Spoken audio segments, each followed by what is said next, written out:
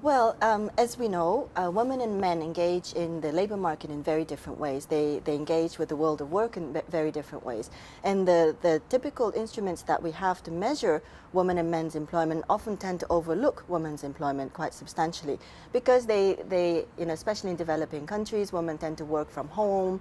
They work in agriculture where, they may be invisible. The kind of work that they do, they may be sort of short periods of time, intermittent, and women often themselves don't think of these work that they do as work. So when they're asked whether they're working or not, they often tend to say, no, I'm not. There's also maybe some sort of a social thing that stigmatizes working women. So they would say, no, I'm not working, which then does not count sufficiently the number of working women.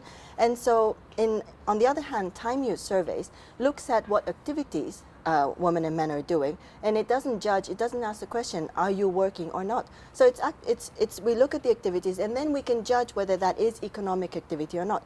So this way it really gives us a very good overview of how women are using their times, how are they contributing to their family's well-being, their community's well-being, and the economic value that they bring, which is otherwise not captured.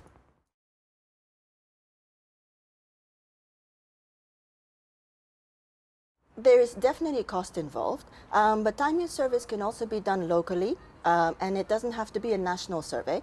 And if it's a local kind of a survey, the costs of course vary.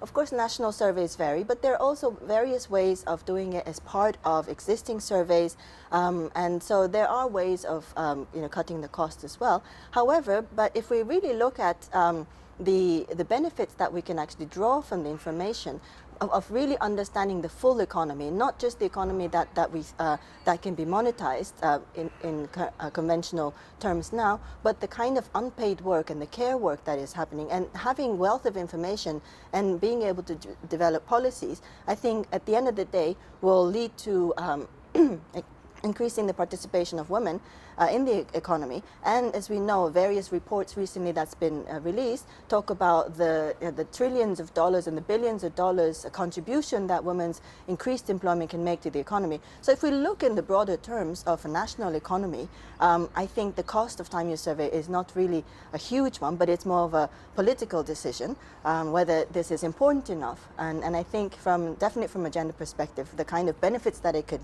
bring to the economy by including women better into the labor market, I think it's not costly at all.